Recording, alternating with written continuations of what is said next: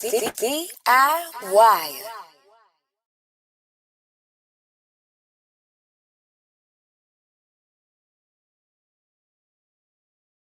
DIYers, welcome. Good morning, good afternoon, no matter where you're at in the world. This is a live broadcast. And I finally made it happen, DIYers. I finally made it happen in a world where the algorithms only serve you up sometimes one perspective. I have been in search. I tell you, I have been in search for other perspectives that exist in Canada, especially since this Drake versus Kendrick battle, right? And in my search to do that, I have met a lot of loud voices, but they're not always the ones that represent, a balanced conversation when it comes to this. And rightfully so, they're just defending their favorites. But let me tell you this. When you start making certain content, sometimes it attracts folks who are like, hey, man, hey, I just happen to be from the land. And you know what? I kind of agree on a lot of things that we're talking about. And it surprised the hell out of me when I got a DM from Vegas here of the Mandem show. Shout out to Gutsy as well. But the first person I talked to was Vegas. And I said, man, I don't think you understand how long I've been searching for you and an alternative Black perspective from Canada. Gentlemen, first and foremost, thank you for being here. Thank you, man, for having us. Yeah, thank you for having us. Of course. Look, I'm telling you right now, I got moderators in here. They don't play that nonsense. These are our Canadian. This is our Canadian family. First of all, okay, because the way they talking now, they kind of like they peeping out the scene. Like, hold on, where did we just walk into? No, we are sane individuals here, high IQ hip hop lovers in here, and so we're grateful to have you here. Just to get some context. Could you kind of let the folks know a little bit about yourself, what it is that you do, and where specifically you are from in Canada? Vegas, you want to go first? And I don't know why you say you're the co-host when you're the main. Okay. Oh no, I'm the co-host, and my name is Vegas, DJ Las Vegas. I know it's fucked up. I'm from Toronto, but yes, I'm from Toronto. Podcast producer, podcast host, DJ, rapper sometimes. What else I do? A little bit of graphic design. Engineer mostly. Yeah, engineer. A lot, actually. I am from Toronto, obviously the beautiful city of Toronto, where the Raptors play, where the Tempo is going to play. I hope to see you, all the man them and the gal them out here when we play and bust up you guys NBA teams like the Lakers. And can I say shout out before you do that? Can I say shout out Serena Williams for becoming a part owner of that WNBA team one time? Petty queen. Yo, if that was my team, Fab, hey, hold on. You can't see her. Oh, there she goes. Right there. My God, Serena, she's a petty queen. But yeah, honestly, I'm the man of many hats. A lot of the things move around me. I worked with 90% of the artists, the Canadian artists out here. The ones that are obviously popular. Yeah, that's just me. That's what I do. Okay. Gutsy, talk to me. I'm your boy Gutsy from Rexdale. You know what I'm saying? Born and raised in Rexdale, a little ghetto in Toronto. Toronto got ghettos? Toronto, yeah. My ghetto is Chesterly Boulevard. I forgot. I haven't been there in a while, but shout out to the block that raised me. Well, go ahead. I'm being sarcastic, by the way. I'm just saying that because I'm glad you guys are here to give some perspective to it. Because let the outlets tell it. It's that one building, and then that's all. It's just nothing but snow and owls just floating around all the damn parts of the city. And I know there's more perspective on that. But continue, sir. Well, just for the people that don't know, the first ghetto was in Toronto. Actually, it's one of the first. I fact checked it. It's actually one of the first. It's one of the first. It's not the original first. It's not the original first. Well, one of the first was in Regent Park. Not Regent Park. You know what I'm saying? But I've worked behind the scenes with a lot of artists, but where I got my fame to fortune was being on a podcast with Friday Ricky Dread. We Love Hip Hop. Shout out Friday. I started my own thing also on his network called Six Views Uncut. We had our creative differences, and I was just like, I kind of wanted to do my own thing.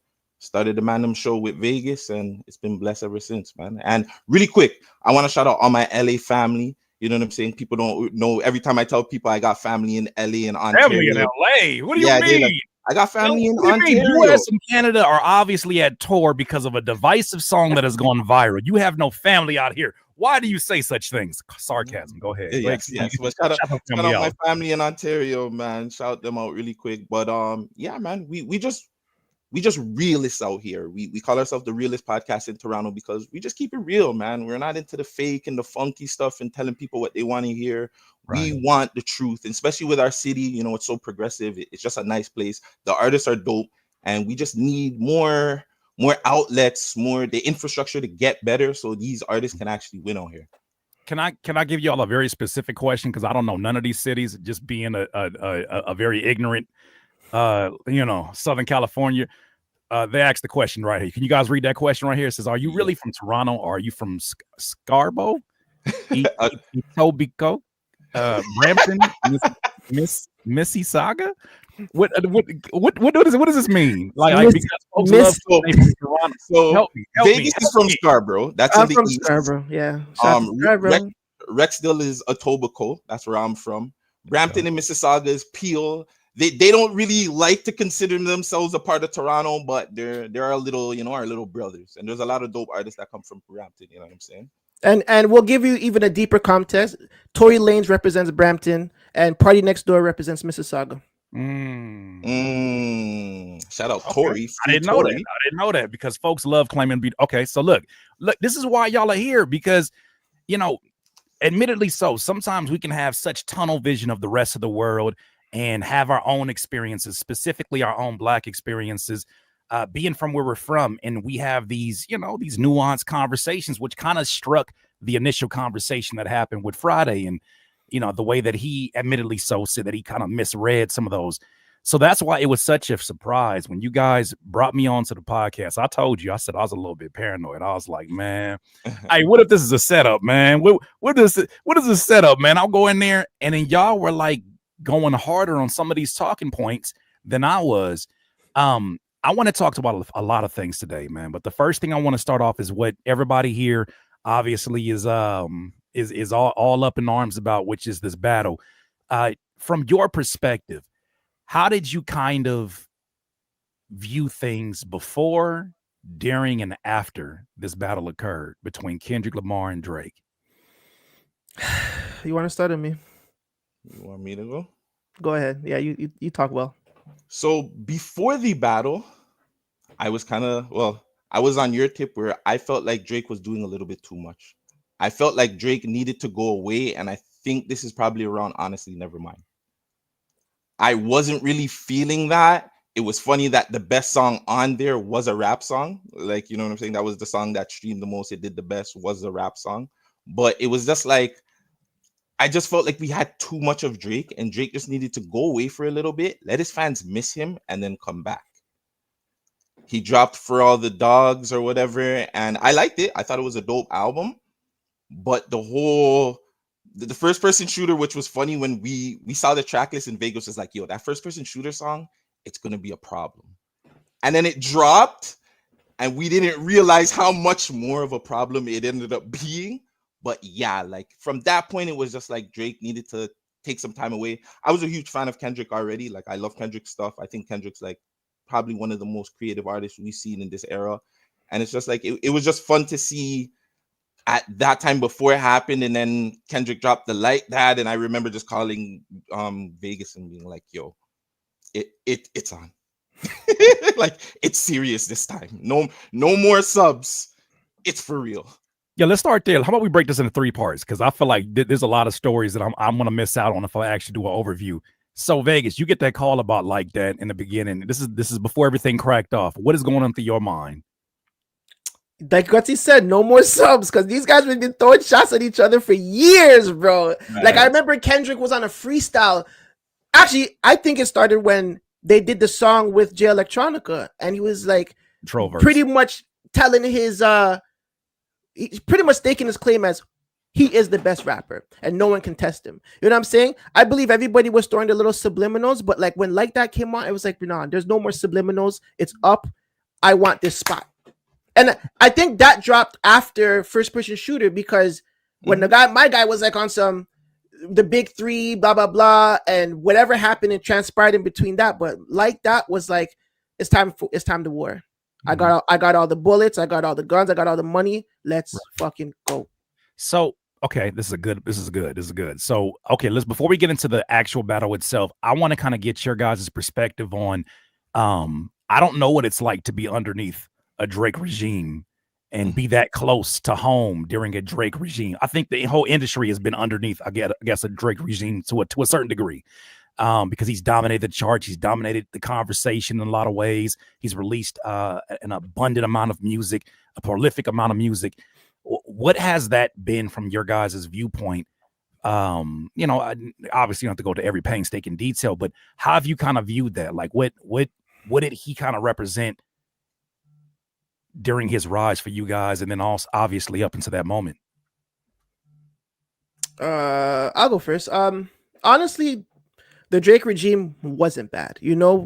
He helped certain artists get on, producers especially, Murder Beats, Boy Wonder, you know what I'm saying? So these are guys that he helped, even Arthur MacArthur from back then, and a lot of these guys that he helped put on in the scene to pen his stuff. And he wasn't privy to not work with outsiders. Like he worked with Premier on Sandra's Rose and Metro Boomin, obviously, and all these guys that he has worked with. It just seemed like if Drake can do it, like we can all do it. And I think the Canada mindset was on some like, we don't take handouts. You know what I'm saying?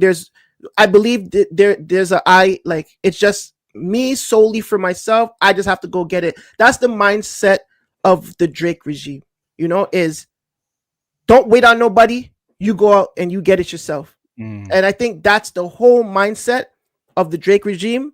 Do I agree with it? That's maybe a topic for another time or maybe later on the discussion. But at this point, to me, that is like the mission statement, if you want to call it, of the Drake regime. Go out and get it by yourself. What was the, I want to kind of get an idea, and we're around the same age. That's why I'm going to ask this question. I remember seeing the transition between Child Actor and Degrassi. And then I think it was after one of the episodes, my sister used to watch Degrassi. This is why I even knew about it. She used to watch it, and then she was like, she'd be like, bro, look at this. Wheelchair Jimmy is rapping with Trey Songz, and they're premiering a video on Nickelodeon or Nick, whatever it was. And then they played it, and I was like, I wonder how that's gonna do, because it didn't sound bad. Like, a lot of child actors make some terrible music. I was like, it doesn't sound bad, but I wonder how that's gonna play out because of the stigma of being a child actor. What was the perspective that I'm missing? I want to start with Gutsy on this one. What was kind of the perspective I was missing out of when he made that transition? Were folks behind it? Did he have to fight in order to get that sort of validity from the OGs and the listeners? I think he was still trying to fight, because he was still like in the underground scene. He was still trying to do the freestyles and stuff. He was still like he had to prove himself.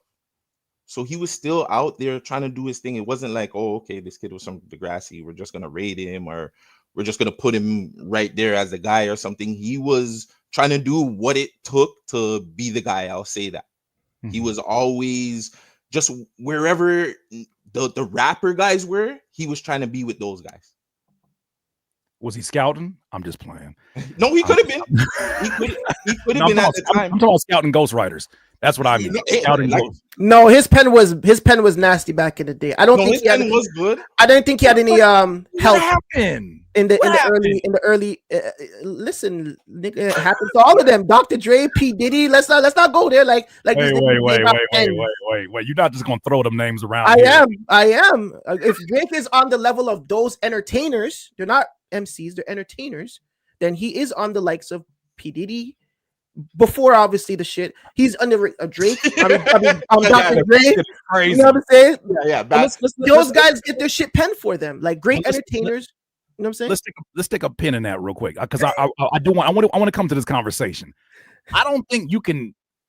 So if you're saying that Drake came under an underground where he went and he sought out those who were the lyrical, the elite pins in the game, right? To me, that's going the route of, I plan to approach this as a songwriter who pens their own music. When I look at Dr. Dre, he comes in under the vehicle of a producer first. Diddy, the Diddler, comes in under the guise of a producer first. It was never seen. You never looked at Dre and Diddy as lyricists who then said, now that I'm making all this money, let's delegate the responsibilities of songwriting. The problem is, I feel like he came in under the guise of, he did an interview one time where he was arguing with his moms about his tuna sandwich. And he had a bunch of different notebooks. And he was like, I got so many notebooks I've been writing. I'll be barring up. That to me says, oh, you're trying to connect with other folks who are of this hip hop culture that do this, who believe that you should be penning your own stuff. I don't see it. I don't see the parallel that you're connected. And maybe you can help me to understand of how that's the same thing. Because you never saw bins and bins of lyrics from the Diddler. You seen Baby Oil, allegedly. You never seen bins and bins of lyric books from Dre because he was making production for the Chronic. So that's the kind of all right. Disconnected. I understand what you're saying. Let me switch up the artist. Okay, Eazy-E. But Eazy-E was never seen as a lyricist. It doesn't. Eazy-E was a gangster. That's what Eazy-E was. But he was someone that didn't technically have a pen. Now, did he have a pen? I don't know. I wasn't around the Eazy-E era, around them and shit. But we know that Ice Cube penned some of his stuff. You know what I'm saying? There's another artist I had in my mind. Kanye West. Now, Wayne? What about Wayne? These are two good names. Nah, you don't do Wayne though. You don't do Wayne. But Gilly wrote for Wayne though. Allegedly. Hold on. Before I get in any trouble, okay, the Man Them Podcast. Hold on. Those of us at Curtis King TV like to basically say that everything here is allegedly. From here on out to the end of this recording, everything is allegedly. This is all just public barbershop conversation. These are from the lawyers of Curtis King at Curtis King TV. Okay, continue. Okay, so Gutsy, you're saying who'd you say? I said Wayne allegedly wrote. Well, nah, we're not doing that. We're not doing that. Why not? Why aren't we doing that? Wayne has a pen, bro. Let's keep it funky. Wayne has a pen. Yeah, but hold on. Just because you have a pen, at some point when you're like a top tier artist, I'm pretty sure you're in a room with people and be like, yo, like, does somebody have some hits for me? Hey, you know what I'm saying? Who has a hit? That's crazy. I listen, I don't know, but like when you're at the top, you gotta keep, like, you want to stay there, right? So I'm pretty sure some of these guys are looking at it like, yo, like, let me listen into something. Oh, you got that song? That's mine now. And to me, when that happens, that's when you start to buy into the capitalism of the major labels and you start to detach yourself from the art form of hip hop. Of course. And I think that's where you start getting that's where I started to have a disconnect. You know, people, you know, when they ask, you know, what were my issues with the earlier versions of Drake, I was like, they're not really taking this actor serious, are they? And then when I saw Lil Wayne come in co-sign, I said, oh, it's too late. It's too late because Wayne's presence was undeniable. That was, if you can get yourself next to Wayne at that point in time when he was his hottest, it didn't matter what anybody else thought. He was going to be in there. He's going to get all of the deals and he did. So when I seen that play out, I was like, okay, maybe Wayne sees something that we don't see. And then I kept hearing more music and I was like, well, I'm not a lady and I'm not part of the women community. And I can't really relate to all of this light skin moaning and airy singing. It just didn't do anything for me. And then when I heard him rapping, I said, okay, well, this is interesting. It's the same pattern all the way through, but it's interesting. As a rapper, it was interesting. And then it just started to feel like that rapper that, you know, from your community that does the one thing really, really good and they don't do anything else. And it's like, every year going to switch it up. Okay, never mind. It's not for me. Then the ghostwriting thing years later with Meek Mill was the thing that set me off and said, yeah, I'm done here. This is not for me. Even after Nothing Was the Same, I was like, okay, this is the shit. I was never on board like that. But that's a story for another day. Hold on, really quick question, Chris. Good, yeah. Do you think that Drake has a classic album? As somebody who does not like what he does, I can't help but feel like Nothing Was the Same as the closest thing that I've heard to a classic album from him. Because when I think about classic, well, it depends on who you're asking, what genre. You're talking about a classic hip hop album? Just classic album in general. In general, I think Nothing Was the Same has a lot of those elements of it. I think that's the closest thing I've heard to it. Anything else that I've heard strayed too much for me. For me to listen to an entire album of him. Take Care? Not even Take Care? You don't think Take Care? Fuck no. I can't listen to and this is no disrespect to 40, but for a long time I felt like he was just singing underwater. It felt like the drums was all underwater. It felt like everything was the telephone effect, and that was the personality for a long time. And then I started seeing producers who were like, that's the Six, that's the Toronto sound. I'm like, I know for a fact the same land that produced folks like Chaos, that is not the only sound that is existing. It was their sound, but no one copied it. That was the problem. Who copied that sound, Vegas? There was that one youth on the radio that was copying that sound still, man. What's that kid? I don't remember his name, but the kid sounded just like Drake, bro. So you're saying that's a Toronto sound, and one you copied the sound. So it's not a sound. Okay, whatever. When you hear a certain art, when you hear LA, I'm gonna tell it today. So yeah, if we hear certain, like you hear Blueface, you know immediately Blueface is from LA. You hear certain artists, you know they're from LA. Sometimes even in New York now, you hear them and you're like, oh, that's a New York artist. South artist, the same. You don't know when you hear a Toronto artist. Thank you for saying that. Thank you for saying that, because my thing is this: when I first heard Nas, I had never been to New York, and I remember going to New York for the first time. And the homie Murs, my OG, was like, go down to the subways, put your headphones on, and just breathe in the city and listen to Illmatic for the first time again. And I listened and I said, oh shit. That's why the drums sound like this. That's why the tempos sound like this. People are literally walking at the same BPM as what he captured in the 90s. It still applies to out here. That's why the way he's talking kind of sounds like because the buildings are so close together. You get this whole surround sound experience. My thing is, the boy made a song called Started From the Bottom, Now I'm Here. And I still didn't get an idea of what the bottom actually looked like in the city. I saw working a job in the imagery. I saw snow. I saw expensive cars. And I'm like, yo, what's the other black perspective in the city? That was the Now I'm Here part. Yo, Curtis went, hold on. Curtis went to New York and he was like this. And it was just like, holy fuck, this is New York. This guy was like, everything made sense. Everything. I'm telling you, I put them headphones on. I started walking down the street. I was like, get away from me. I'm walking here. I felt like I was one of them for a second. I was like, I'm walking here. This shit felt amazing because the music was regional and it bled the energy of the city. While we're on this, can you give us an example? Because I want to stay here and I want to keep on moving through this conversation. We got to talk about the battle too, but who do you feel like are, here's a test, here's a litmus test. If you guys were to leave home for an extended amount of time, who would you personally listen to that would make you feel like you're right back at home again? Right now, K-Money. No, there's an artist named K-Money. You guys check him out. He has a song called Was It Worth It? And I play it every single time I put on this laptop. And it has, honestly, the auto-tune is too much. It's produced by Money Music, another Canadian producer. But like just the feeling of Was It Worth It by K-Money. You guys check it out, chat. Like it's just so Toronto that like I have to play it in the morning. So I feel like if I was to leave the city for a month and come back, I'm playing Was It Worth It by K-Money. No, I have two different artists. Right now, there's an artist going super viral. He's like the top guy in our city right now, Sav.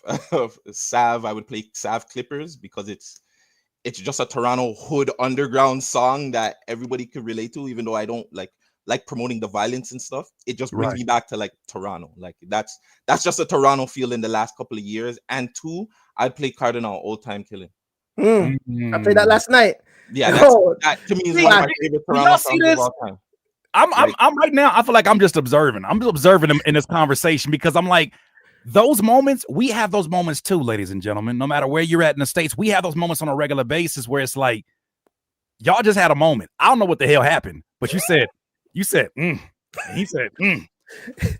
I don't have to understand the exact details to understand what happened there. That's the thing. That's the nuance. That's the part of the culture where it's like, I don't care if it's Canadian culture, if it's American culture. We have these shared experiences, these shared joys, these shared like hell yeah moments where we already know it without even knowing it. And I feel like that's the kind of things that we got to have more conversations about, which is why I salute you guys for your platform and making sure that you platform artists that are outside that bubble.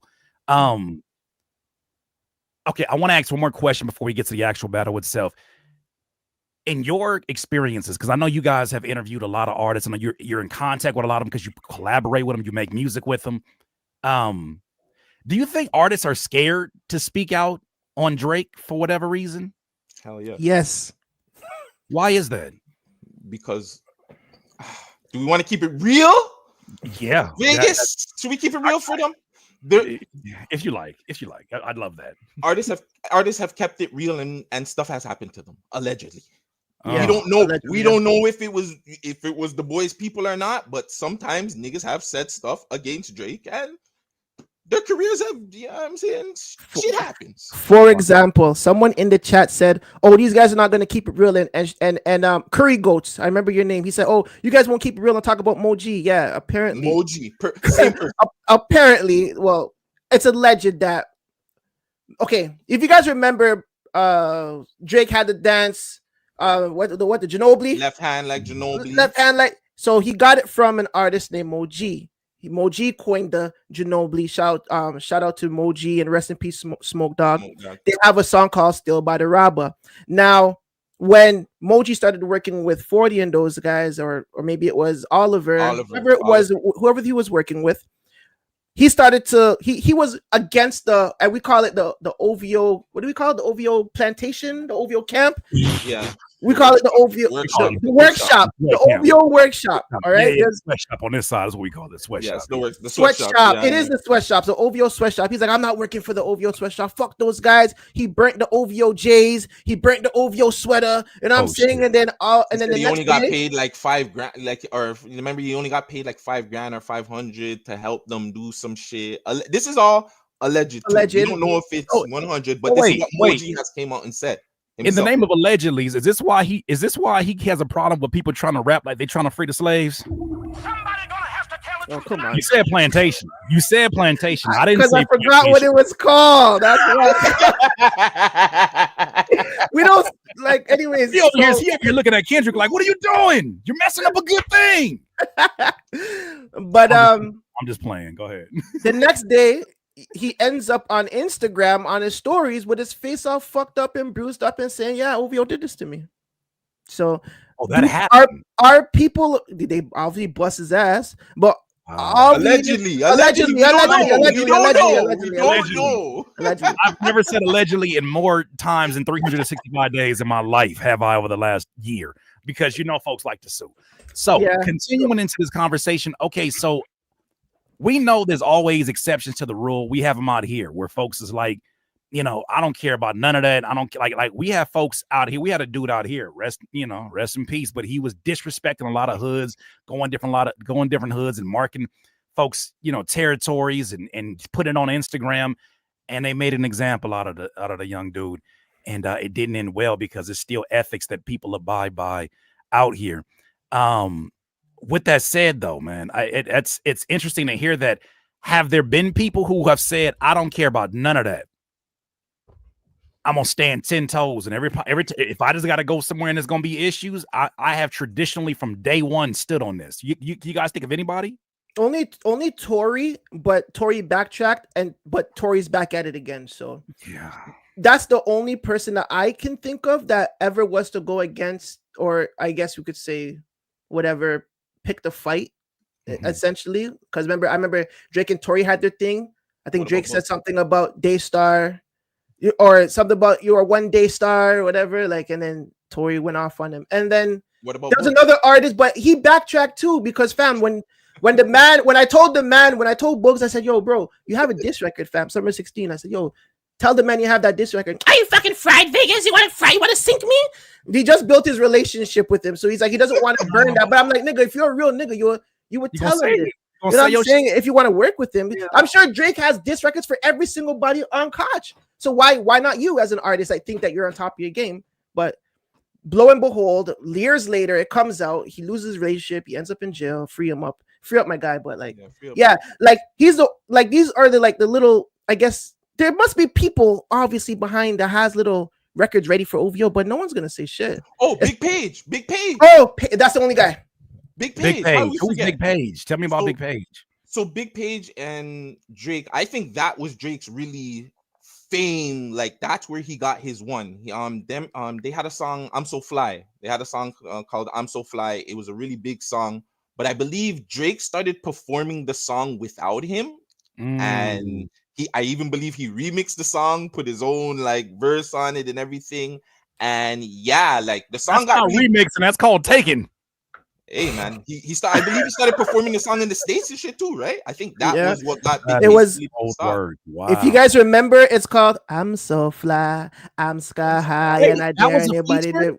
Yes, and that was Big Page's song. That wasn't Drake's song. That was Big Page's record. No, I thought that was a Young Money record that he just got off in the studios. He had a feature on. Oh, there's a whole video and everything. What? There's a whole music video. Yeah. You can go look it up. No, I'm not even being funny. I really thought that was a song of his, a solo song. But and that was his thing because that song really blew him. Like I want to say before, what's the other one? The one that Kanye made the shitty ass music video for. I Can Fuck Every Girl in the World. Best I Ever Had. Best I Ever Had. That was the one before Best I Ever Had that got him like really big in the city, and I feel like that one kind of pushed him like out, and like everybody else was just like, yo, let me tap into this kid. Because that hook was crazy. That hook was crazy. I'm So Fly. Isn't that the one when he was like something like the same little kid that used to play in the line or something? Was one of these records? He was like, speaking to him being high yellow and black in Canada, and I was like, you know what? That's the first relatable thing I've heard you say. And I was like, he might be all right. He might be all right. And then he just started glitching out years later.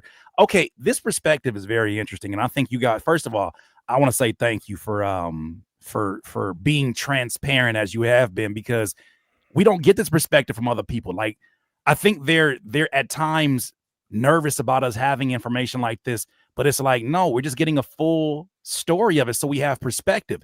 So now we understand that there are people, according to you guys, there are people who might have wanted to say something, might have said something in private, but it's been a very select few because of the repercussions that could come along with that, allegedly. So now we get to the battle. We start seeing some of these first songs going off. We start seeing some of the first responses going off.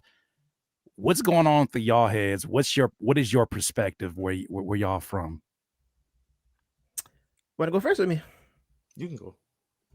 I honestly thought Drake was gonna win because Kendrick is not known to like drop like so consistently. We know Kendrick to take his time with shit, and right. You know what I'm saying? Like he'll drop a little one-us and then he'll be gone for another 6 months and then drop another, like, you know what I'm saying? Like, or drop some with Baby Keem in between. Like, we didn't expect this high fire rate with Kendrick. So right off the rip, when Push-Ups came out, fuck, bro, I thought that guy got him still. I'm not gonna lie. I thought that guy got him. That was a kill shot. You thought that was a good nice hook, you know what I'm saying, to Kendrick still. I'm not gonna front, bro. I like that record still. I'm not gonna lie. Let's get back to that for a second. Gutsy. So, I was torn because I felt like if Kendrick was allowed, like I don't know a lot of behind the scenes, right? We look at this as fans because we're not as tapped into the super behind the scenes and stuff. I was thinking, okay, Kendrick probably not gonna drop a lot, but if he's able to, it'll be a problem. This is interesting. Taylor Made came on, and I was just like, yeah. I was like, yeah, Drake, that's it. Like that's the Drake I'm talking about. You're being creative. What was exciting about that Drake for y'all? That was the most creative Drake has ever been in his career. Drake to me is not that creative. I feel like he stays in a box of same thing. He talks about bitches, money, and certain things. He stays in that little box. He doesn't go outside the box. So for him to AI Tupac, Snoop, and himself and be like, yeah, nah, like run it, like we want it. That's for a Toronto man. That's what we wanted to see. Like, yes, claim the beef. Be down for this shit and like, yes, let's go at these guys. Okay. even being on the opposite side of that, I can get that because the same thing for us, or for me at least, I'll speak for me. When them days started passing by, I said it. I said, y'all about to get a master class. I just don't know when it's about to start. And then when it was like 2 weeks, I was like, come on, Kendrick, because we doing media and I got to respond to this nonsense out here. You know what I'm saying? Maul and them is glitching out. Academics is gassing and shit. We got to respond to this. And we look crazy saying, I had to deal with it too because everybody was messaging me like, yo, so where's your boy Kendrick? Where's your boy Kendrick? We're waiting. We're waiting. And I'm like, you say your bro coming. You say your bro coming. You say your bro coming. Like it's not looking like it. And Drake is out here like, nah. Ain't no backing out now. He talking about some drop. I'm like, dog. Kendrick, I know I'm very familiar. Like when I first met TDE and I first got in the studio and I saw first of all, when I introduced myself to Ali and we got to know one another from recording Ab-Soul, like I produced for Ab-Soul. When I'm in that studio, he used to tell me, dog, niggas don't know about Dot yet. They gonna know. I said, what you mean? He says, it's like in 2006 or 7. He's like, he got archives. He got archives of music that we'll never hear. He said, you be hearing that shit about Prince? This nigga's the rap version of that. He said this in 2006. So when I saw like, oh, we just gotta wait, but it did get uncomfortable for a minute because I'm like, damn it, these damn troll accounts are so damn loud right now, and they won't leave us alone. But it's like it's coming. So then you saw that, you had that sense of pride, and I had that sense of pride when it was like Euphoria.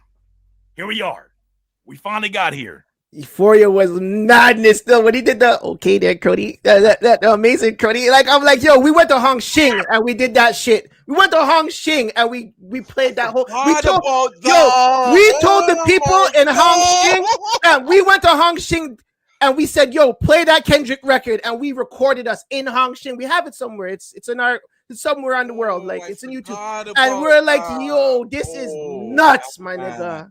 This is. What, so y'all are like that? Are y'all the exceptions to the rule? What's happening around you? How are the people reacting? Well, because we're real. We're hip hop artists. We hip hop fans first. Like we don't give a fuck about the hometown like that. You know what I'm saying? Like, yeah, I'm from. You know when Big L said I'm from New York, but never been a fan of the Knicks. Yeah, I'm from T-Dop. I never been a fan of the Raptors. It's real. I'm just a fan of the culture and a fan of hip hop. So if Euphoria was that moment was the best, and me personally, 616. I fucking rock with that shit. Insane. That is people insane. sleep on that, but I rock with that. But Euphoria was it when he copied our lingo and slang. I'm like, yo, this guy's on a different level. Okay, so let's park it there because I want to get your perspective on that, Gutsy, as well. Matter of fact, I'm gonna ask you this first. At any point, did you take offense to him using the slang? Did you ever look at that as him like being divisive or him attacking Canadians? No, because I understood the deeper meaning of why he used it and when he used it in the bar with the New Ho King and the whole story behind the New Ho King. So what is that story? No, we can't do that one. We can't do that one. That one's a little bit more stickier. I'm not. Yeah, that's wait. We talking about the whole situation and stuff that happened where somebody got robbed and all of that stuff. We talking about. I don't want to get into that. That's the story you're talking about too, right? Yeah. Okay, let's not even get into that. I don't. My goal is not to make it any kind of tricky for where y'all are at because y'all got. No, it's not tricky, but no, it's not tricky. But it's just. Yeah, we don't like to touch on those things. But that's just me being responsible with my platform. I know it's a lot of folks. We got a shout out to the 1,100 folks that are in here right now. They are interested in what y'all got to talk about. Curtis, how about this? A Toronto nigga right now that knows that story, you can talk about it in the chat. But we're not talking about the other amount. We're not doing that. I'm not going to be documented talking about it. You know what I'm saying? There you go. There you go. You got it right there. All I'm going to say is, if you like reading, there's reading material in the chat for you. Is all I'm going to say. Okay. If you know, I got to use my platform to make sure that I'm always respecting my guests and always making sure that y'all know, like I'm not setting nobody up for no conversations. Other platforms like to have their guests crash out. I'm not looking for that. I don't need the clicks. So if anything, we're here for the dialogue, and we appreciate y'all being so open about this conversation. So really with that said, but really quick, nothing he said in the battle, it didn't phase me. Like as a Canadian, as a Toronto man that was born and raised out here, nothing he said was just like he's dissing like our city. Mhm. Maybe a little bit of what he thought the hip hop culture was out here, because again, everybody thinks it is Drake. They don't know anything else. But he never made me feel like less of a Toronto person. Like I didn't want to be a Toronto man because of They Not Like Us or Euphoria or anything. I didn't feel that way. And to me, the ending was Meet the Grams, though. Like, let's be real.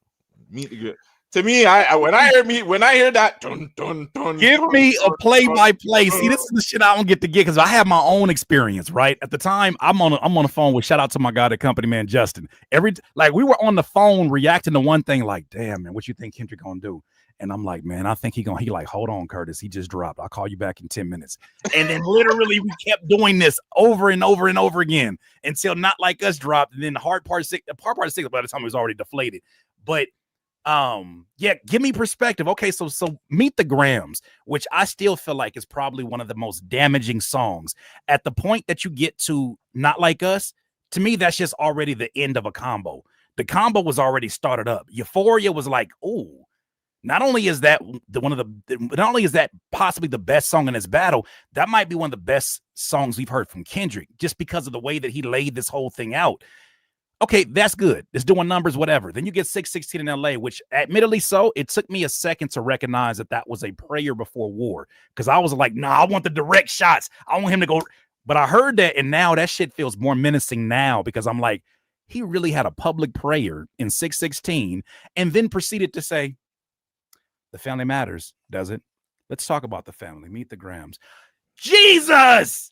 I heard that song and I still get goosebumps because the keys, we listened to the original sample and it's a gospel song and it still sounds creepy. Yeah. So what was y'all reaction when we got to that point? Because now we start to get into specifics of folks in his family and how he kind of views the character of the man less than just the artist. Well, I would just want to go back a little bit because sure. I remember when Family Matters dropped, we were getting ready to film with our guy Hoodlum, which was like one of our longest pods ever that day. So Family Matters drops. I believe like I'm getting ready to leave. And then I think you messaged me, Vic. Somebody messaged me and like, yo, fam, Kendrick just dropped again. Yeah. This is like maybe like 20 minutes, like Family Matters is there. We're like, yeah, he did the UK stuff, and Kendrick just opened his mouth. We're like, okay, yeah, we're in this. I'm like, yeah. 20 minutes go ahead and later. Again right now. I love that record too. I think that's still a hot record. Yeah. Family Matters. The ending of Family Matters. Matters is amazing. But then, 20-30 minutes later, we're getting ready to go do an interview or like a podcast episode with our guy. And then it was just like, he came when I got there. He was like, yo, you heard Kendrick dropped again, right? I was just like, he's like, yo, the man's like, yo, it might be up for Drake still.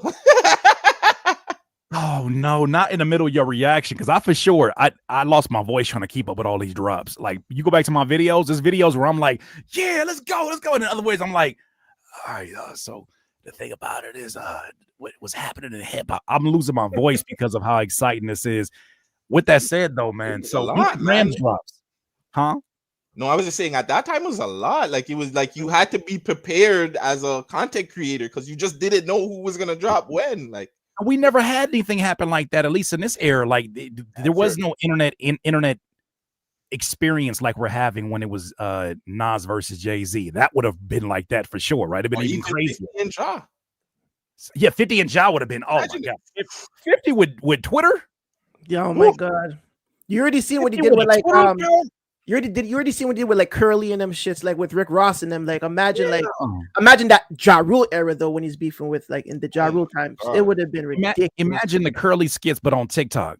Yeah, like just the idea that is messing me up. Okay, so Meet the Grams drops. How are you looking at this, and are you seeing it as the kill shot that a lot of us saw it as? Dear Adonis. Nah, I didn't. Nah, I wasn't fucking with that one still. No, personally, not me. Why not? Why not? I don't know. Nah, I didn't like it. It has nothing against anything about it. It just, I feel like Dear Adonis wasn't like, and I'm gonna call it that. It's not even Meet the Grams. Dear Adonis, because that's his letter. You know what I'm saying? When Adonis grows up, he's gonna go back to him and say, Father, what did you do? That's what he's gonna say. Like, Dad, what is this? Yeah. Now, Dear Adonis, I just felt it wasn't enough for Family Matters. I still felt like Family Matters were the stronger 3 records. Let's keep it funky. This man dropped 3 songs in that whole stretch, and Dear Adonis did not compare to Family Matters. I say called it Dear Adonis. That's how much he didn't That's like crazy. the song. You want to address the other situations of that one like that's crazy. That's called Dear Adonis. So that was only one verse. That man gave you multiple verses, but and he told you at the end, this said F a rap battle. This is a long life battle with yourself. Do you know how much I would be thinking about that a year later? I would still be thinking about this. Somebody told me that during the battle. Like, what the fuck you mean? What do you mean that's a long life battle with myself? I'm good. No, I'm good. The line that got it for me was, "Your son's a sick man with sick thoughts. I think niggas like him should die." So then why is that not part of the defamation case? When Kendrick said that, I was like, oh, that's why when Friday said the whole, oh, they're gonna put their hand next or they're gonna be pictured up, I'm like, hell no. You don't. There's things as men and real shit. We gotta squabble up before we do that. We have to squabble up. Can we double back to this one? Because I'm glad this person made this point. My issue with Family Matters was that it wasn't direct enough. My issue with it still didn't feel like a quote. Kendrick this. Yeah, it didn't feel like a Kendrick, and it also didn't feel like charged up or back to back. With back to back and charged up, you got Drake when he's rapping over those fast tempo 40 beats or Boy Wonder beats. You got classic Drake, right? I'm giving you these bars that are kind of funny. I'm giving you these bars that are still, repeatable. I'm even giving you a hook that we're gonna be repeating for the next 4 to 5 months. Family Matters felt so unfocused. You're shooting at Future, you're shooting at The Weeknd, you're shooting at A$AP Rocky, you're shooting, and I'm like, you got somebody right now that's aiming for you and you only. And he's not no little guy. Like he's somebody that has been in that conversation with you. Like, it's funny you say that, Curtis, because Gutsy said to me the same thing. He was like, he's going for everybody but Kendrick. Like, what is wrong with Drake? He gets so pissed when he talks about Meet the Grams. I mean, sorry, when you talk about Family Matters. But me, like I said, I'm only referring to the last verse. Like, I don't care about anything else. But the last, Kendrick just opened his mouth. Somebody hand him a Grammy right now. He got 5. He got a sweep. West Coast niggas do the fingers, right? Come get this SK. I'm like, yeah. Come get this SK. Come hand him out. Come on. He said she tried to dog whistle YG. He tried to get him in there, and then YG start dancing at the pop-out show. Like, these are things where I just look and I say, there's a photo circulating of Kendrick at UCLA, supposedly taking psychology classes in 2022. I look at this and I say, this is psychological warfare. This ain't even rap battling no more. This is psychological warfare, because we know Drake got a kid. He got a cat named Crody, right? He got a cat named Crody, right? I don't know. He got a cat named Crow. That's what we did our research. And then he says this in the Euphoria song. Now, every time you look at your cat, you got to think about it when you call his name out. You got to think about what that word now means to you after this battle. He got a toilet, he said himself, that plays California Love every time you flush it. Well, guess who is very associated to Tupac? Guess who is looked at as possibly a Pac of his generation? And Kendrick. Everywhere you go, it is psychological warfare. You know what's crazy? Somebody put this up the other day. They said, damn, it's so crazy how they tried to turn this into a dark skin versus light skin thing.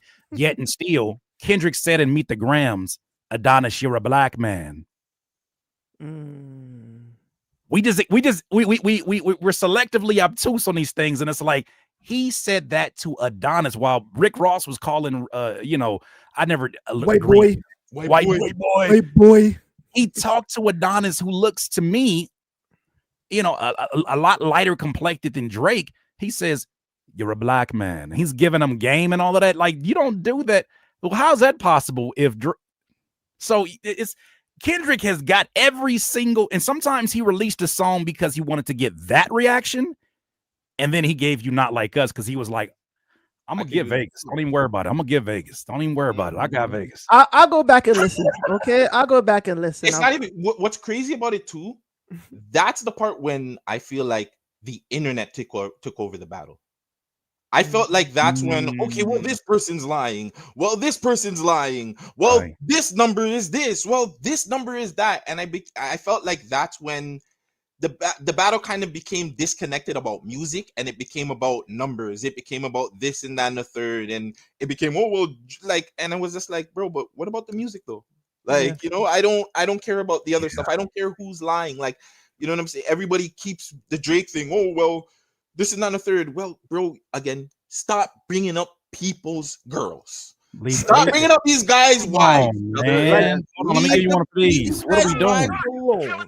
Nah, like Drake is guilty for that. The man, Virginia Williams, I let it ring on you like Virginia. He does a lot of like low blow, bringing family into the shit. You know what I'm saying? And I that's what I don't like about it. Like that's like Toronto guys here smoke on the dead, like Chicago guys do too. Like even New York niggas, they smoke on that out dead there. ops. I did not know that. Oh yeah, they be smoking on beer ops, beer packs. They be smoking on. So it's like, so Drake did that in a sense of touching at people's wives, not just girlfriends, wives.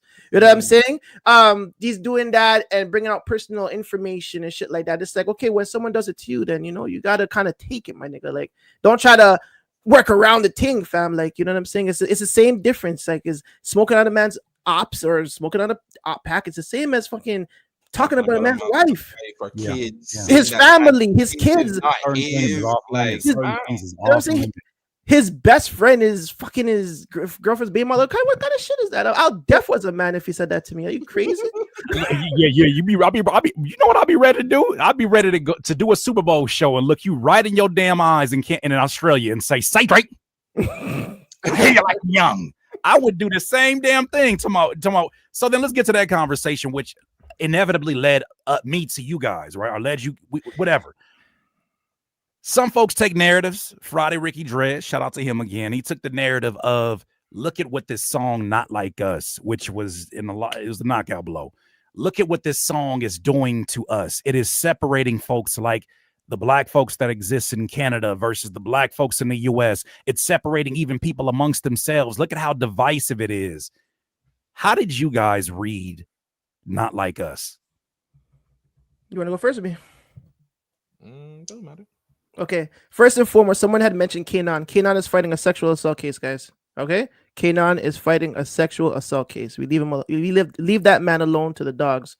Now let's get into how I felt about Not Like Us. First listen, that song's shit. That song is no good. That beat is garbage. The only thing that was good about that song was the hook. Until you actually take it in and then be like, nigga, this song is crazy. What? Like, yo, we heard the beat. Honesty, first of all. No, we heard honesty, yeah.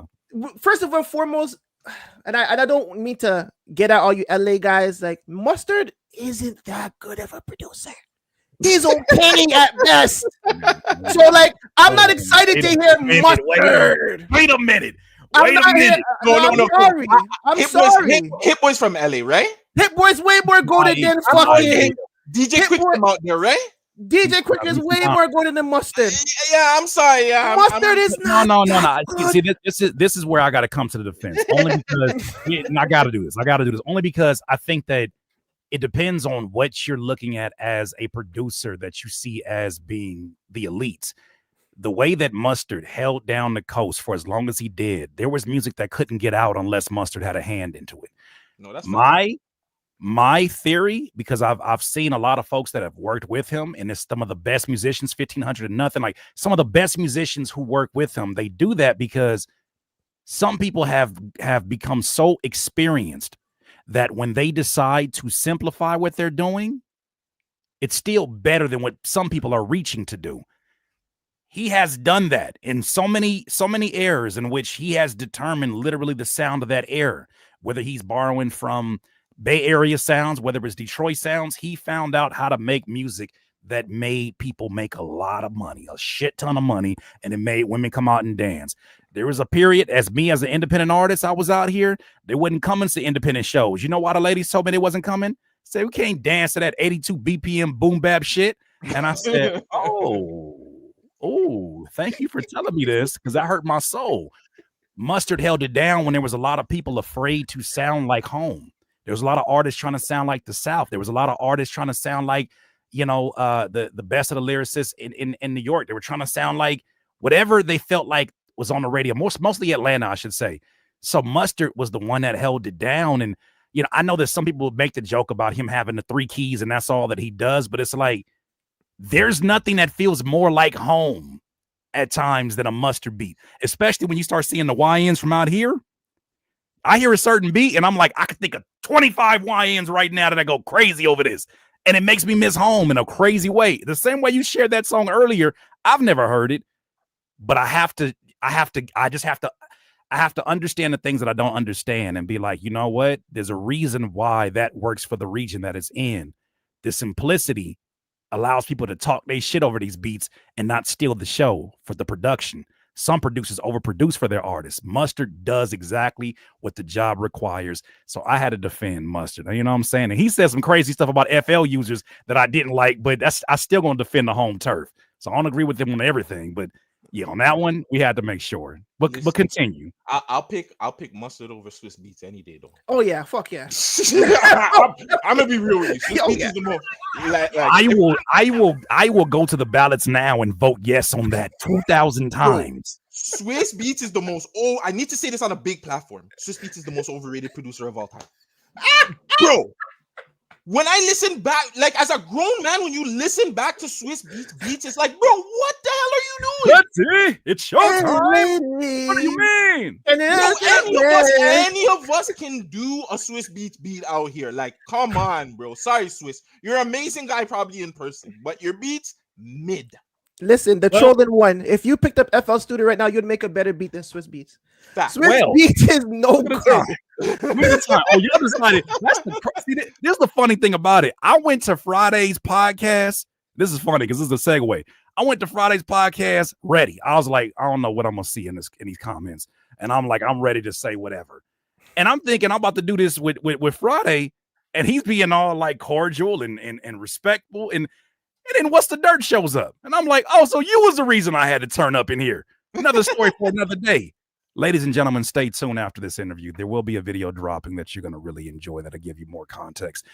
Aside from that, though, so we were talking about the Not Like Us. So then you were kind of on the fence about it earlier, Vegas. Yeah, and you started diving in a little bit more, and then it started getting your bloodstream. What happened? You know when you have to like hear the song like 5 times, then I got it. I'm like, okay, this is so West Coast. It's crazy. The fucking hook is amazing. Like I'm they not like us. They not like us. It's 4 fucking words, bro. The hook is 4 words, bro. Like that's amazing. Plus how he goes into it too. Yeah. It's honestly amazing. It's a good record, and I think it embodies West Coast sound, West Coast flavor. And as a hip hop enthusiast and a lover, I like the impact that it played on everything. And he just killed the guy. He killed Drake.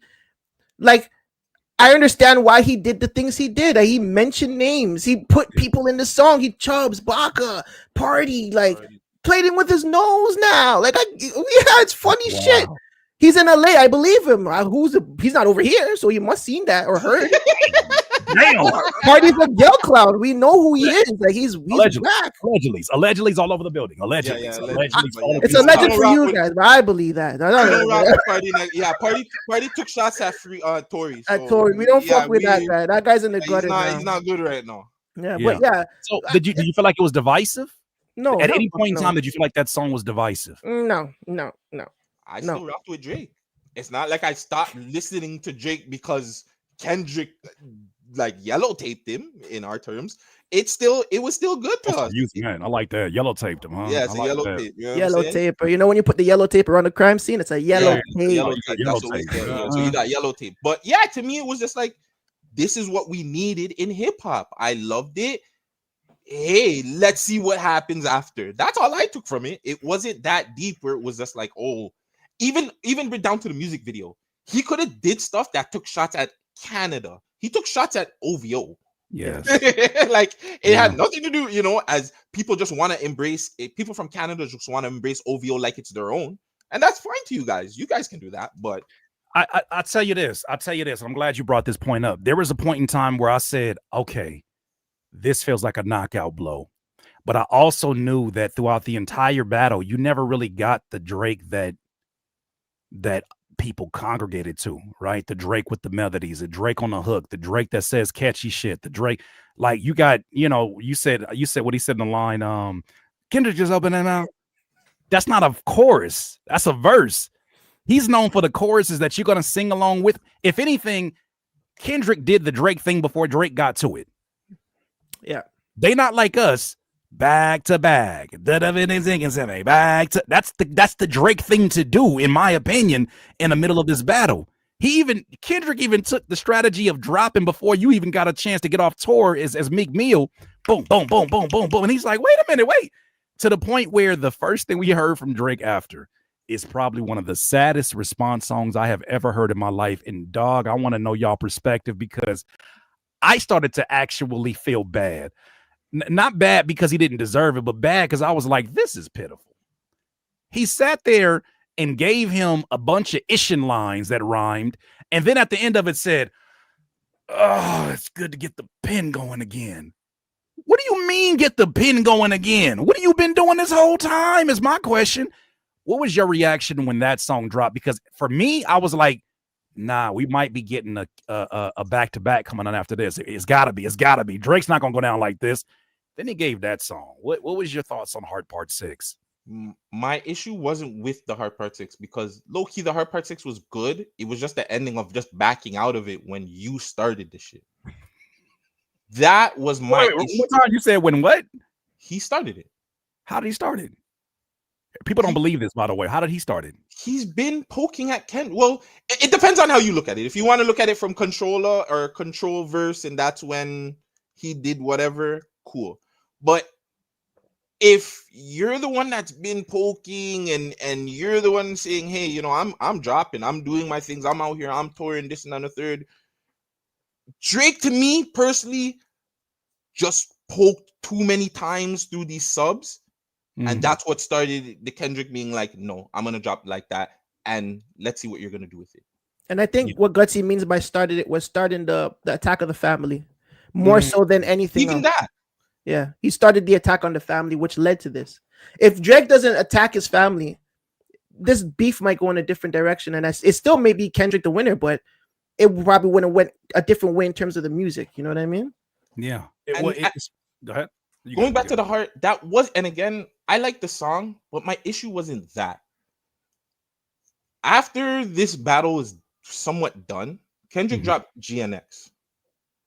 Drake dropped Wagwan Delilah. Fucking parody. Wagwan Delilah.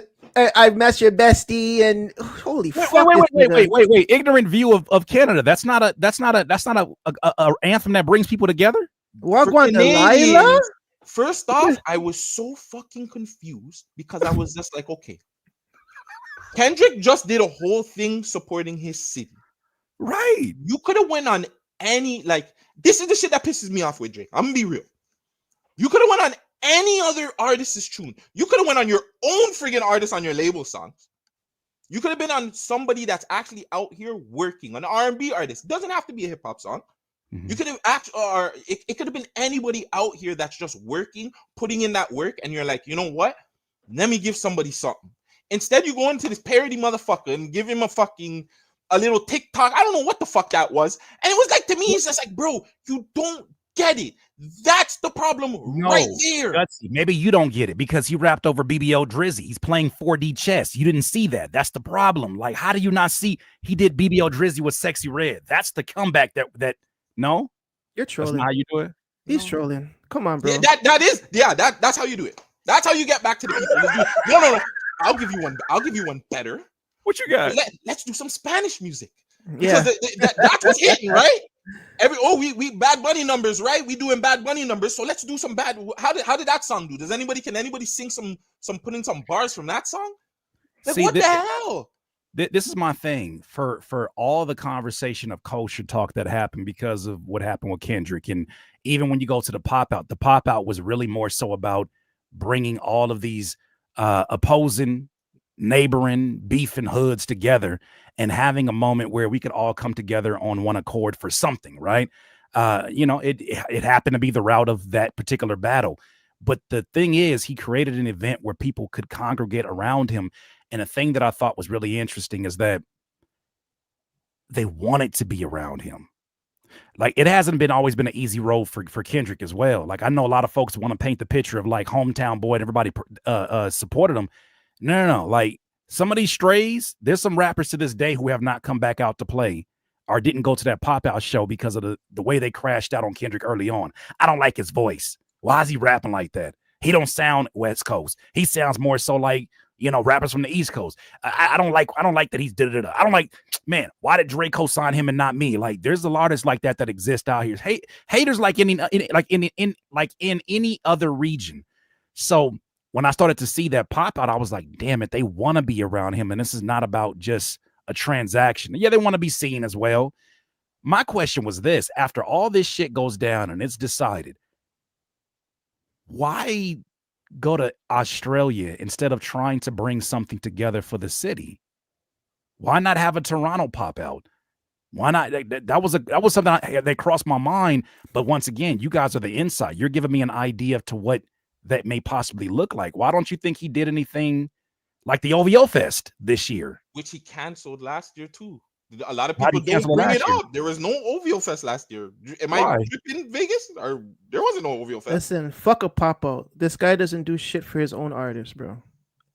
We're gonna keep it 100. You know what I'm saying? We're talking about this off camera. We're considering bringing up the facts on this, but you know what I'm saying? As a man that loves my city, and as a man that I do still love Drake. I feel like he needs to do more, even for his own artists. You know. He had Party Next Door on his label since 2013, and this is their first collab album. Okay, that right there is a red flag. After that, he signed what's their names? Got to see the White Youths. Before Magic Jordan. Do they have a collab? No, they don't. They have songs together. They have songs together though. They don't have a fucking collab album, bro. Like, you want to put Drake on the list of Jay-Z's, on the list of Nas's, on the list of Busta Rhymes, even. All these niggas have collab albums with their labels, bro. Even if it's a Dynasty album, the Dynasty album with Jay-Z, he brought everybody together. The State Property was another kind of one of those side projects as well. Everybody had an opportunity. Ja Rule has the Murderers. Fuck Ja Rule. The Violators have a goddamn record label album. Yeah. Rough Riders have 3. 50 Cent had G-Unit in them. 50 Cent has G-Unit Radio. Dipset has a list of mixtapes. Jim Jones has The Bird Gang, and Volume 1, Volume 2, and he has Vamp Life right fucking now. Yeah, but Jim Jones is not. But Jim Jones doesn't matter. But Jim Jones is not at Drake's level, though. No, don't do that. Imagine that, though. Jim Jones is not on Drake's level, and he's still doing it. Compare DMX. DMX. But I'm saying you want him to be you guys want him to be the GOAT that you guys want him to be. I know there's a lot of Drake fans in here. Maybe there's not a lot, but listen, for you to be looked at in your city as a fucking legend, even fine, going down the card and now has Black Jace. So what is the excuse that Drake does not have an OVO sound album, bro? You have like 10 artists. Why does fucking Popcorn, who's on your label, shout out to the Jamaicans in the chat, have a fucking project with Preem?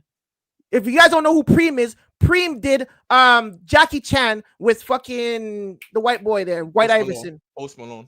He has a collab with him before he has a collab with his fucking boss, with his label boss.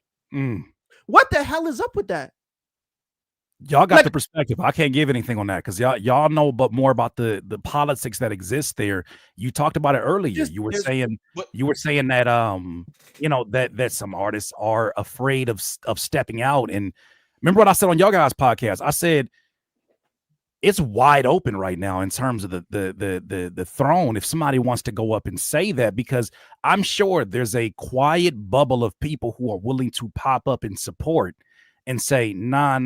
If there are bully tactics happening, nah. We gonna step it up because I don't like the way that you represent in the city right now.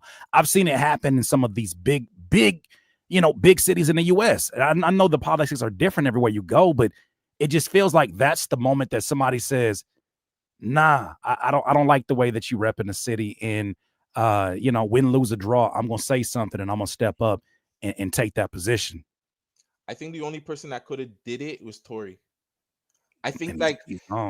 the problem is it's because the problem is going back to even the pop out. The city doesn't take music that serious. What Like do you mean? a lot of the artists are not really artists. Like the guys that will get the high views, there are a lot of street niggas. That's the problem. So And then so also, sorry to cut you, Gutsy, and it goes back to what we're discussing off camera, Curtis, about we don't have anything for the artist to like look up to. We don't have a Rolling Loud. We don't have a special festival. We don't really have award shows like that. We have the don't have any. Junos, but I mean, what the Junos are not even like, they don't give a fuck about the Junos. I'm gonna keep it real with you. They don't have like, we used to have like the Cut Awards. We used to have stylists. Like we used to have things in place. Much Music used to play videos of popular underground artists and upcoming artists. We don't have that no more. There's no outlets. There's no radio. There's nothing out here like that for us. There's one urban or black music lives here, but they don't really play the music that they need to play. The morning show is not really a good morning show. Like there's so many. Besides, and shout out to fucking DJ Celebrity Drew. You know what I'm saying? Celebrity Drew and DJ Ritz. You know what I'm saying? These are union DJs, guys. Union DJs. They do their best to put out their stuff, and DJ Ritz is actually working on music now. Go listen to his shit. But besides those guys who put on, there's only 2 guys that do that. Besides our platform, who plays music from all over the world. Every single week we're on that platform, and there's not really anybody that fucking supports the talent. So what are you supposed to do as a little nigga that has a hit song and you have nothing to do with it after the fact? You have charges, you can't travel, you can't do nothing. What are you supposed to do? You just sit in your block and smoke blunts and go make another song about your enemies. Like that's what they do out here. There's really no next step. You hit the wall, you hit the ceiling, right? And then that's it. So we look at really quick. I just want to name it because there's so many names. Like he's worked with a lot of them. Like there's Bugs, Bizloke, Doovie, RP Hoodlum, RP Bully. Hoodlum, whoa, Houdini, RP Houdini. Hoodlum's Houdini. Sorry, Houdini. Sorry. You had to fix that one real quick. Yeah. Steno. There's just like a lot of guys that we've just seen come up and they got hit records. They're at least street records, but it's like there's nothing they can do. They get blocked because it's like same thing. There's charges. They can't go on tours. If they even put up a show, the show gets taken down. Like there's nothing these guys can do.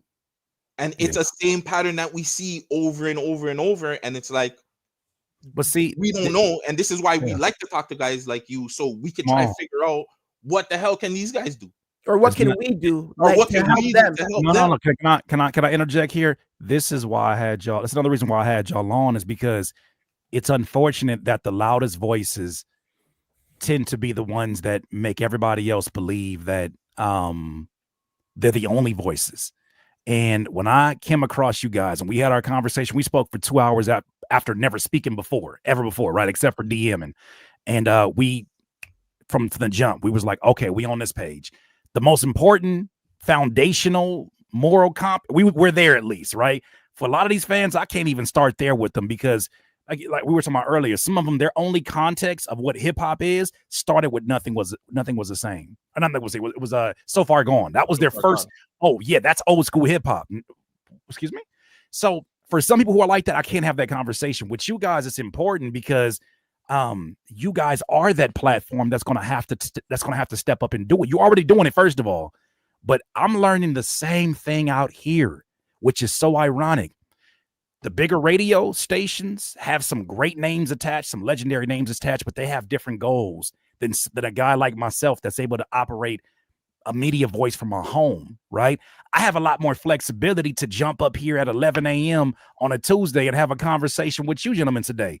Like, I have to use my platform. And now, look, we're having a conversation right now. And shout out to the company, man. I talked to him about this conversation before we had it, but we're now creating a network that says, okay, if Drake is only one side of what represents Canada, what represents Toronto, we've already known that. Where's the other artists? Where are the artists that you think are great representations? Yeah, do they get the views right now? No. But you know what does get the views? Us having a conversation like this, and then somebody going and subscribing to your channel, somebody listening to the podcast, but they need some kind of entryway into that world. This is why I wanted us to have this conversation, because now we create a network.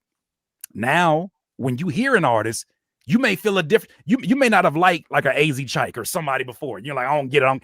And then we have a conversation and give you context. You're like, damn, that kind of reminds me of so-and-so from over here. And then we start to see how many simulators we have. So that's what I want to say. Like, we have to be the difference, and we got to be the ones willing to take the arrows for less views. Because these artists, I talk to these artists. I know these artists, bro. They don't want to. They didn't want to do content. They're waiting on us to cover them. And not that we need to save them, but dog, like, we are the ones that have the ability. We know how to set these cameras up. We know how to get these topics going. We know how to bring and put people's in seats, or butts in seats. So like, it's on us. It's on us. So that's why I wanted to make sure that we platforming and having this conversation, because dog, it's a lot of amazing art out here. Someone just mentioned John River. John River. He doesn't do media, so we don't speak about John River. I don't speak on him. I'm talking about just music in general. But music, John River is a complicated situation, but he's a dope guy out there. Well, my thing is this. I'll give you one. Sorry, I'll give you another one from Mississauga, RP to Redway. That's a dope artist to listen to. You know what I'm saying? He was doing this thing, an unfortunate passing a few years ago, but through a car crash though, not through gun violence or anything like that. But like, Redway was a super dope guy. But yeah, there's so many artists out here that we can mention. Like even different people that don't get enough love, like a guy like Blamo that we work with. A DJ Snoopy that he's a DJ, but now he's doing his own like Baddies TV show. Right. There's the Malvern show that's about a part of Toronto. Like, there's so many different things that we just need. You know what I'm saying? We just need these guys to just get attention. That's all. And I guess that's what we're here for, man. That's what that's what we're gonna do. That's what we're gonna do, is that we've created.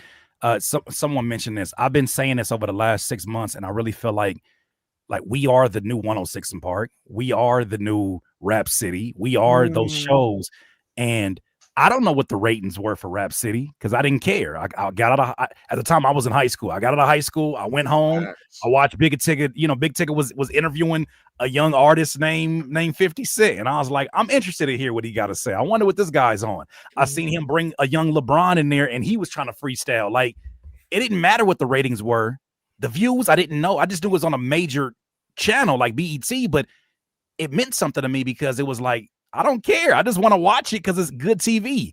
And I think y'all have access to a lot of people that's going to create entertaining, edutainment type of content.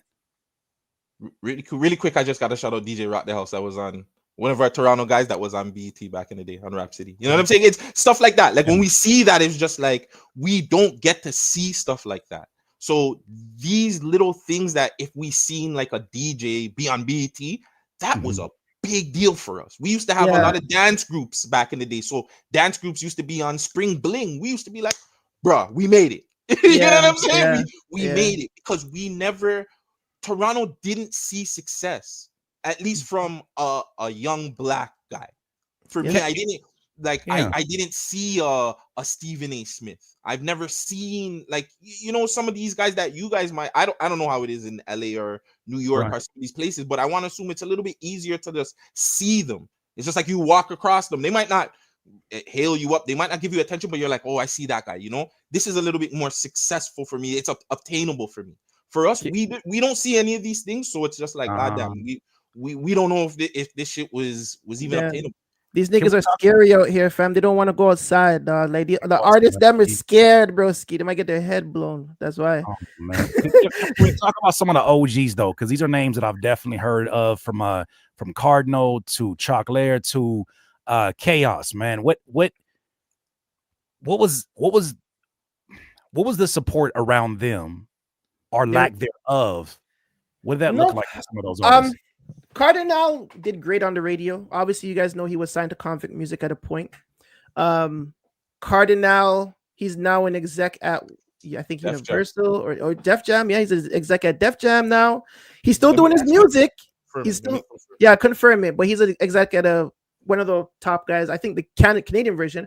But seeing Cardinal grow up from fucking On With The Show to friggin' Dangerous, it's like, it definitely pushed us. But like I said from before, we don't see these guys. You know what I'm saying, we see them, they do their thing. We see them on BT. We saw him Bacardi Slang, if you guys remember him, in Bounty Killer on 106 in Park, fucking on the Countdown too. That was amazing. Or Dangerous, where everybody would know him from. Yeah.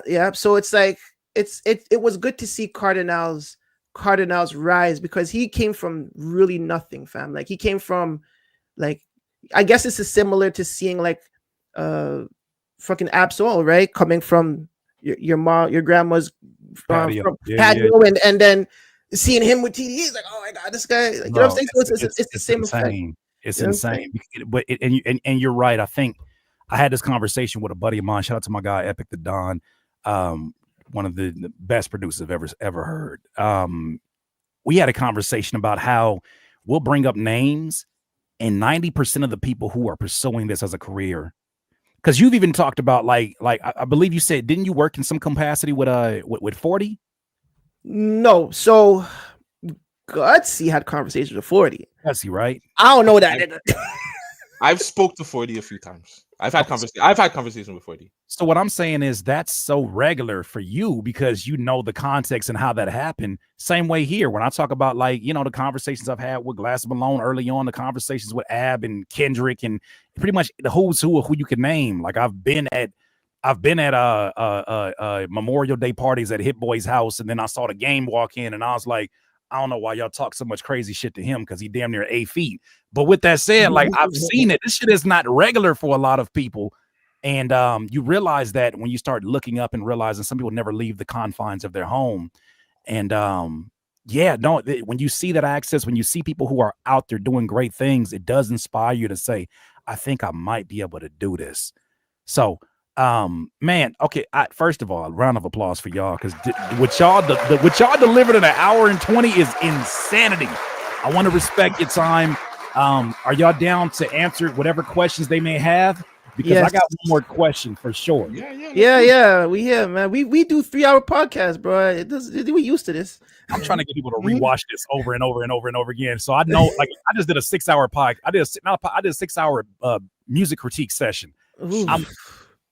And then I got to go edit a video after this. So yeah, I want to make sure this is something that people can come back to because there's so many gems. So yeah, as Courtney said, please be respectful of your questions. But whatever questions, especially if you are out here, somebody said, "Ma Wagwan," they said Wagwan Justin. So the company man is here. I didn't even see he was in here. Shout out to Hey, company man, you're next, man. Come on the Bandom Show, man. Let's kick it, man. We talk some shit. Yeah, let's do it. Hey man, hey, look, Justin. I'm just saying, like, you know, for some Culture United situations out here. I just want to say, like, I like the perspective that I'm hearing right here. I just want to put this out in the world. Let's keep it real. Big up Gina Views. I had a live with Gina Views too. You know what I'm saying? That's my guy. And Ray Daniels too. Ray Daniels is another guy out there that I spoke to that I look up to, and as well too. Even though I take shots at him too. We have to big it up for Friday too, because Friday was one of those guys that for the last like maybe 6-7 years, he was the only person you could get an interview from in Toronto. Like the radio stations weren't really doing interviews like that. How is that possible?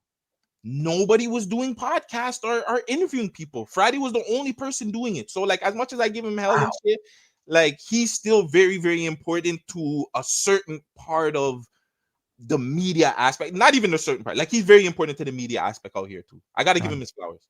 Which he does have some wild ass takes, you know what I'm saying? I don't agree with it, but he does not have a limit. He does not have a limitation of wild ass takes.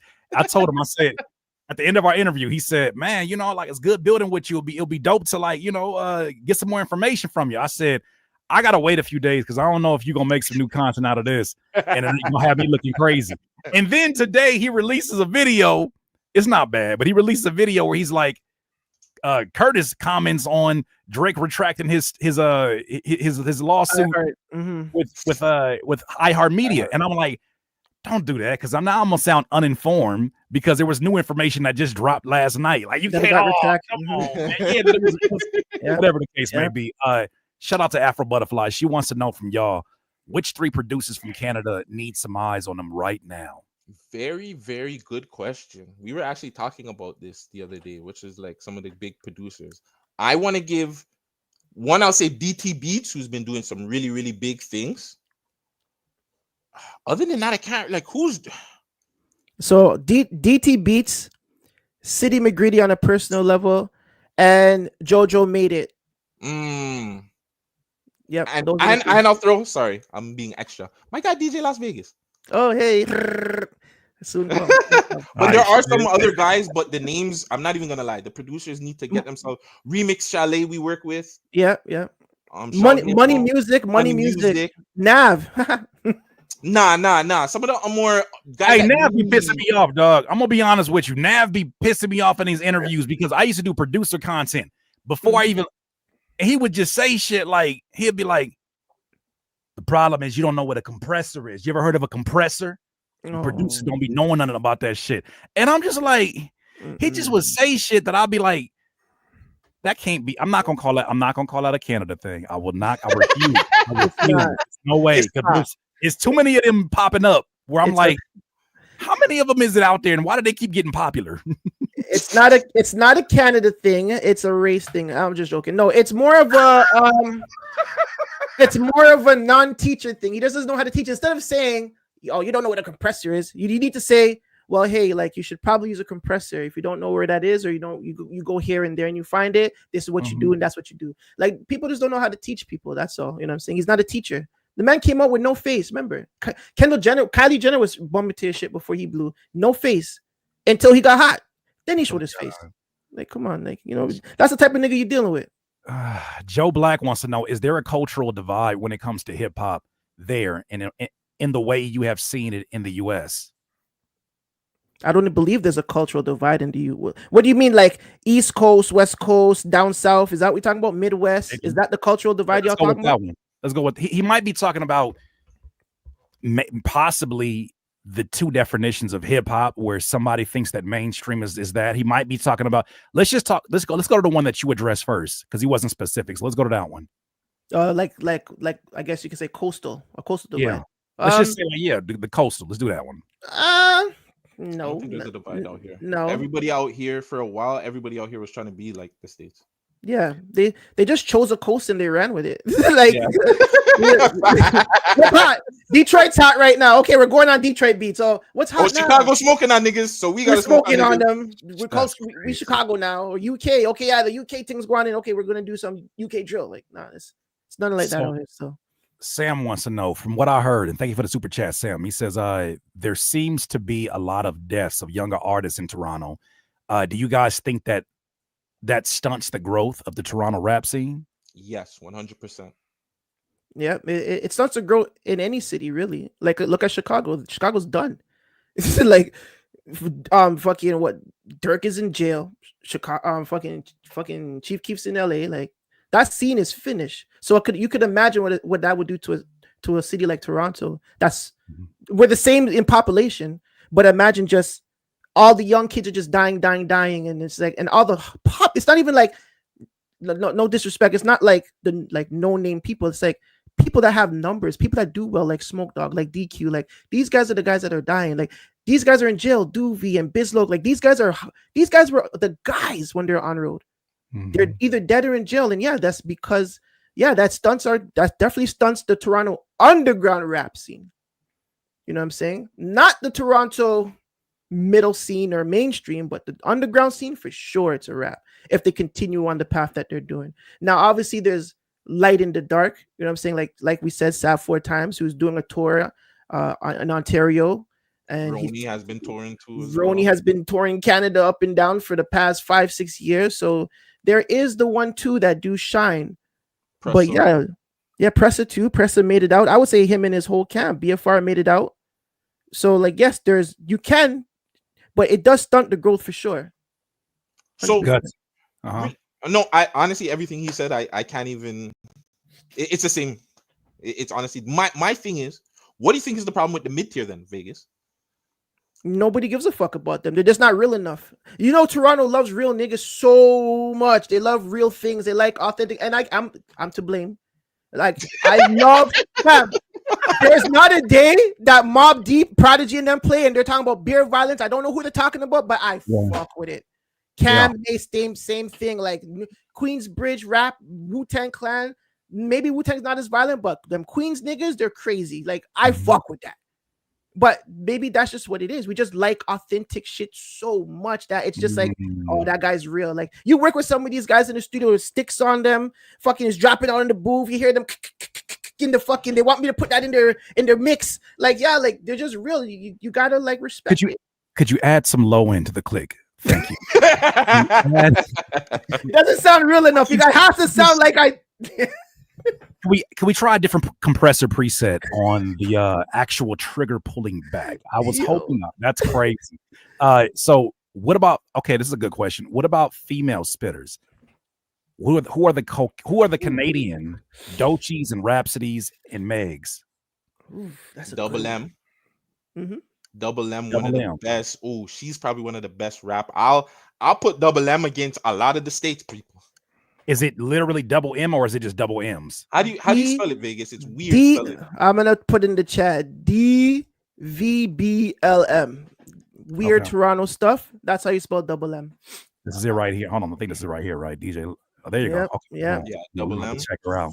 Because like the thing about it is like because of the way that the climate is, and I kind of want to bring things to an end right here, but the way that the climate is, it's got a lot of us looking for the artists who got the message. A lot of artists who are like, oh, y'all want bars. Oh, all of a sudden these outlets care about double entendres. Oh, so wait a minute. Y'all want music you can feel. You're tired of being hypnotized by quantity over quality. Cool. I got something for you. Matter of fact, I'm from here. We're looking for those. We're actively looking for those artists. We appreciate you sharing that because it's like this is the climate for it. I want to land on this one because I think that was the last of the questions there. Really quick, really quick. We got to name some other females. I'm sorry, go ahead. You good? Havaya, Omega, Kaylee, Keisha Fresh, Savannah Ray. Who was it? Jelly Two Fly, Nana Goody, Chromas. There's so many girls out here. Like the women scene out here is actually super. Paris Richards, even though I like her hate nasty producer. Like, Goldie London. How can we forget Goldie, our girl Goldie? I'm working with an artist, Big Mama 416. Who else we got? We got Sad Boy. Sad Boy. We could have said the other girl, but she was dissing. Yeah. I'm gonna say her anyways. Luna. Yeah, Luna's so late. Who ain't dissing nowadays? Nowadays, I get you action. Who ain't dissing, right? We still dealing with a very confused Joey Badass out here. We like, what do you want to do, man? What's the plan right now? Listen, this guy just got spice because he's back in power. Like he wants to pop out and show niggas. Like he's just on that wave. Like you're not as unique as you think of this house. Set out the AZ Chake. Set out the AZ Chake. All right, so I want to end it here because this is where we started the conversation. But if you could give some perspective to somebody who knows nothing about the region that you're from, and they want to know the Black perspective, what will be some words to kind of share about what your experience is growing up from where you're from? I know that's a very broad question, but you know what I'm getting at in that it's very specific to this battle. A lot of folks, I do feel like, are trying to bundle y'all up as the same thing. And I think today, just y'all character that you exhibited here shows that just like any other places, there's many different perspectives that have their own opinions and are willing to stand on their opinions. The fact that y'all are doing it, first of all, round of applause. Y'all are doing what some of the rappers are not willing to do. That's crazy. Salute to you for that. What kind? And I want to hear from both of you on this, obviously. What would you say to those who are out here who want to know a little bit more about what is that Black experience like? Because if they were just judging by the people who pop out, they would think that it's so different from us, you wouldn't really understand anything, or we wouldn't understand one another. I think because we can't speak to it because I haven't lived in any place in the States, but we go through the same trials and tribulations as anybody else in the world. I mean, we got gun violence out here. We got drug problems out here. What are the issues? The only difference I would say from a media and a music standpoint is there's a lot of grants and there's a lot of stuff that are out here to help the artists. You just got to get the information to get it. But I mean, shit ain't sweet out here either, man. You gotta keep your head up and your eyes open. You gotta be working and grinding just as hard as anybody else. And yeah, man, it's not as sweet as it looks. I'll say that. Well, can I pivot from here because that's not what I wanted to get at when I was asking that question. Oh, okay. What about like the shared experiences of joy? Like right now, what are you most excited about coming from where you're coming from that maybe we might be surprised about. Like right now, I'm excited about the direction hip hop is going into.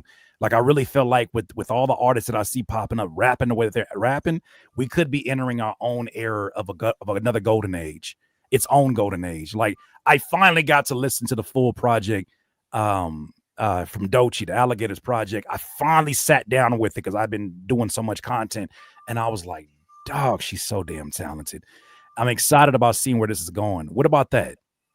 In terms of just the direction, like what are you most excited about what's happening out of your region? Maybe Vegas can speak on it, but there's nothing. I'm be real with you. There's not much to be excited for. Our city really needs a reset. The guys that could be doing stuff like that's the sad part about the city. Like there's like shout out to Sav. There's people that are doing greatness. There's still people that are out there that are doing their thing.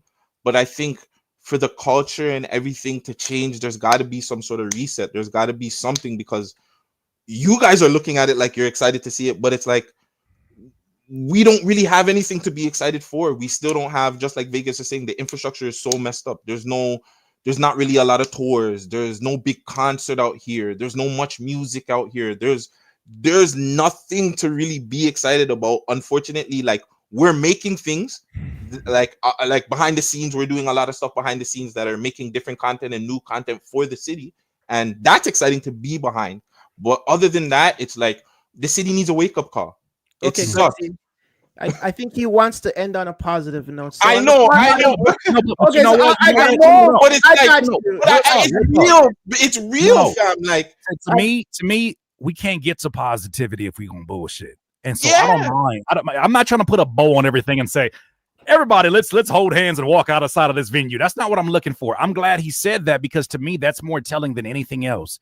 That's more telling, because that's, to me, if you ask me, and it's just my opinions, that is the responsibility of whoever is in charge or whoever calls themselves an ambassador of the city. If you have the money, the infrastructure to build something like the embassy, you have the money and the infrastructure to run a festival that brings out these artists, that highlights these artists that you guys mentioned. There's a bunch of artists that you mentioned that you could do a festival that you would make 5 to 10 times your money over, calling it the OVO Fest.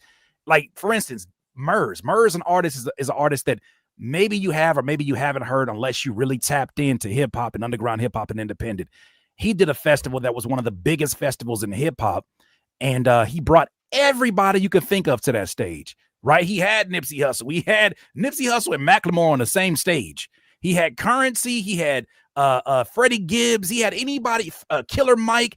Anybody you could think of was on that stage. He's not Drake. And I'm not pocket watching, but he don't got the resources that a Drake presents himself to have. And maybe that's just not a passion of his, and I got to respect that too. But my thing is, if your city is saying this right now, that what do we have to look forward to? That's a real thing, because we felt like that on the West Coast for a time period. So it's funny that you said that, Curtis, because the last time, one of the last episodes or last weeks, I was a part of We Love Hip Hop. I went to the OVO Fest remember Vegas, when they had all the old school, like Cardinal was up there, all those. I was excited. Like that gave me a feel of like, remember I told you I wanted to go podcast right away. I just wanted to go talk about that because it was a moment like for Canadian culture. I wanted to talk about the kind of shots that Chaos was kind of taking at Drake. I kind of felt like I kind of wanted to talk about how I felt Cardinal took shots with the opening song was Grinding remix. Come on, bro, you coming out of Grinding remix on Drake's thing?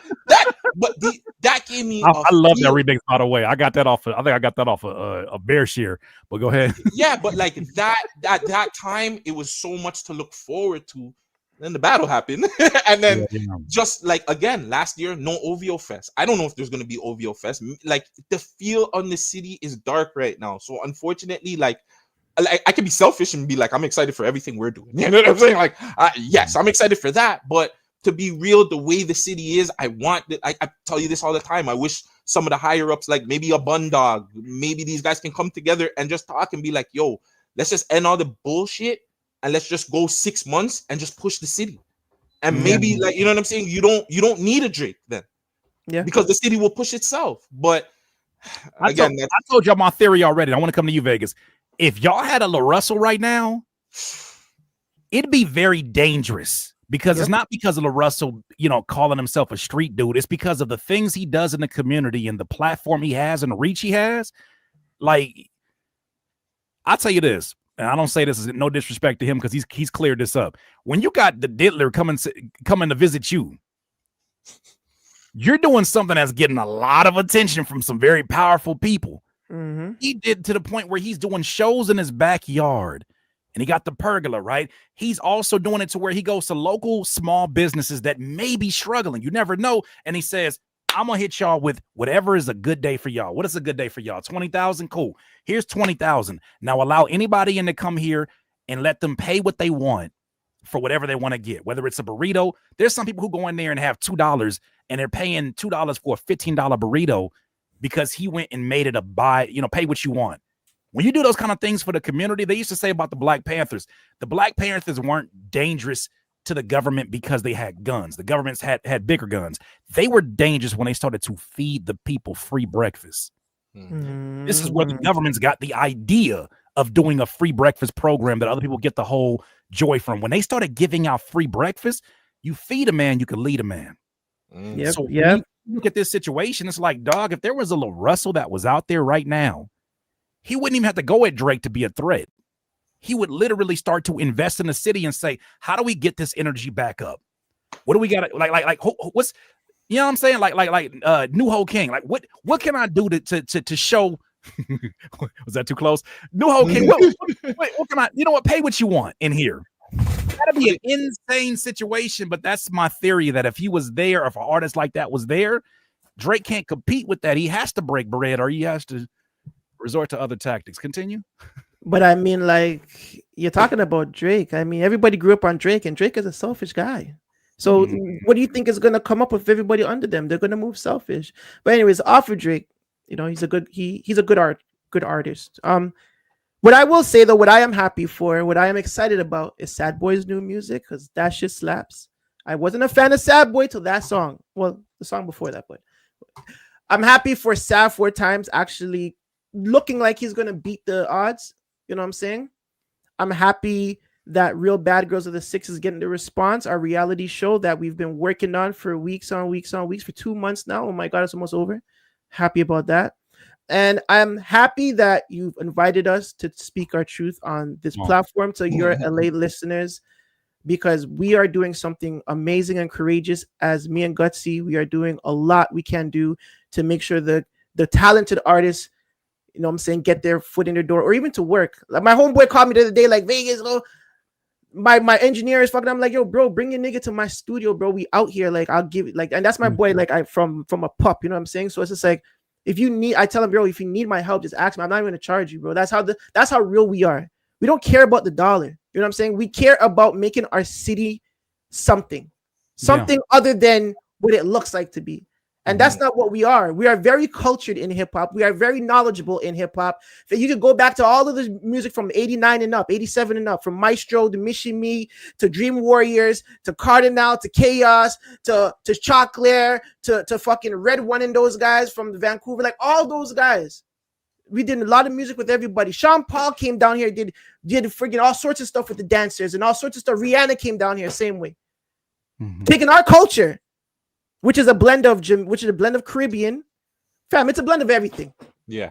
Indian, Caribbean, Chinese, Japanese, Mongolese, everything. Somalians, everything. This is us. That's our culture in terms of our diaspora, and we blend everything into our sound, and that's the sound. You're getting a mix of everything. We're taking from everybody. You know what I'm saying? So that's the excitement going forward. The excitement of these new music, these new artists, the new gen. They're smarter than the last gen. They know what they're doing. They're aware of the grants. They're aware of the movement. And need I remind you, they know how much I talk about. There's a speech by Delbert Blair where he talks about how special these 80s babies are, and that we are masters of technology. We're not the ones you want to get on your bad side, because we were the ones that were brought up before, things started changing for certain generations. Like, we're the ones that call bullshit and have no fear in doing that. I just a reminder, what year were you born, Vegas? 84. I was born in 85. What about you, Gutsy? 86.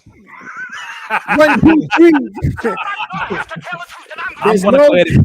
Come on, man. There's no draw here. It's not Tank Davis versus Roach. There's no draw. This is a 1, 2, 3 anonymous fuck you up situation right here. Look, here's their channel right now because I definitely want y'all to go tap in. I appreciate you guys being here because, I think that you guys are shedding light on a lot of perspectives that, I hope those who are out here, looking with a logical point of view on these things are seeing how many things we have in common, because I think there's been an emphasis on how many things we don't have in common. There's been an emphasis on, and rightfully so for some of these things, right? We want to get to know the ethics. I've never heard the term suck your mom until this year. Shout out to Popcorn. Suck your mother, scatter.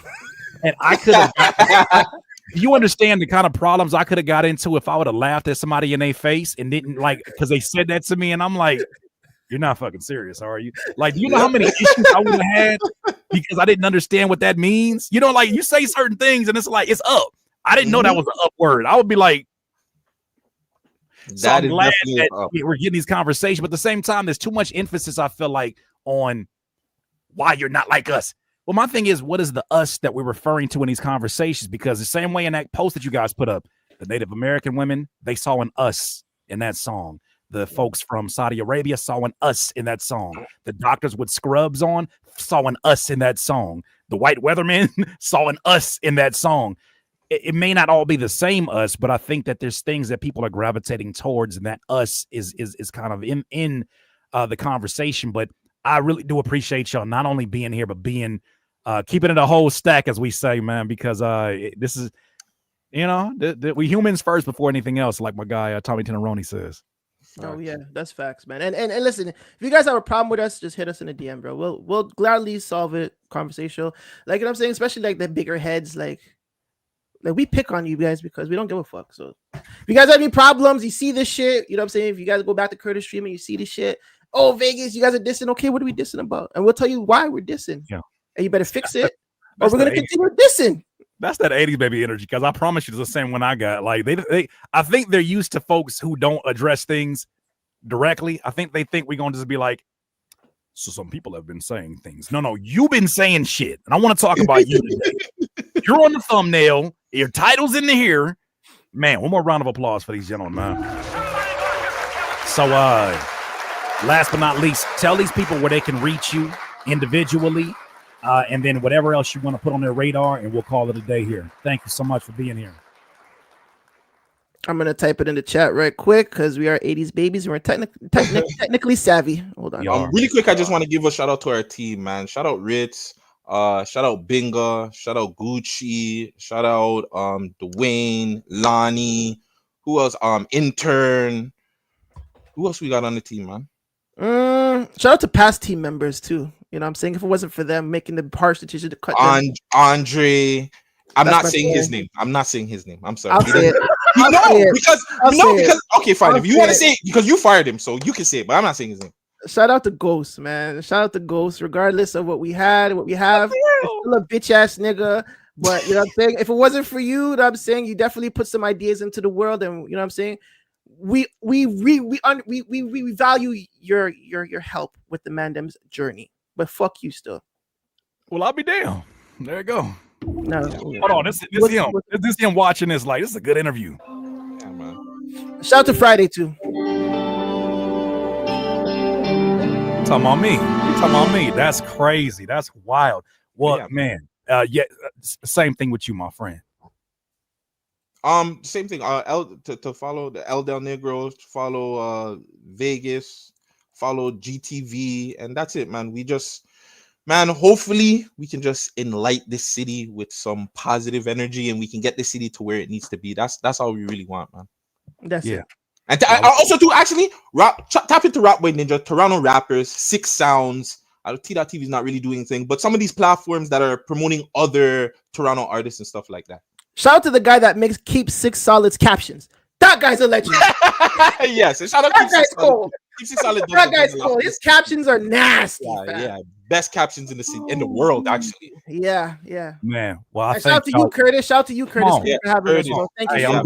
I'm doing my duty because there's a lot of folks who would not platform anything that's not in the region, and I just feel like I feel like we're too emotional. Our emotional IQ is too high in 2025 for some of us to still be resorting to the same tactics that took down so many media outlets and unfortunately some very, very large artists, some very important artists during the East Coast, West Coast beef. Because the things that we think are just, it's just music. It's just music. It can turn into other stuff when people see people in the streets. And I feel like it doesn't need to go there. I feel like so much of this is so damn silly outside the music. If anybody goes to my first video on the beef, I said a win for me in this situation is that both those gentlemen, Kendrick and Drake, can go back home and support their families. Nobody loses their life, and that you can get these bars off. Yeah, Drake going through it right now, but all I'm gonna say is that's what I said from the very beginning, and I still stand by that because as a dad myself, as somebody who got family, I want to go home back to my family as well. So I salute y'all and I tip my hat off to y'all. DIYers, this video will be up there. I'll put all the information in the show notes. Really do appreciate every single one of y'all. Thank you, gentlemen, for being here. Yeah, Thank you. And hip hop won at the end of the day. If you're a hip hop fan, you won at the end of the day. That part. DIYers, if you enjoyed this content, make sure that you hit the like button and maybe even consider subscribing. Come on, man. Don't be greedy. Peace.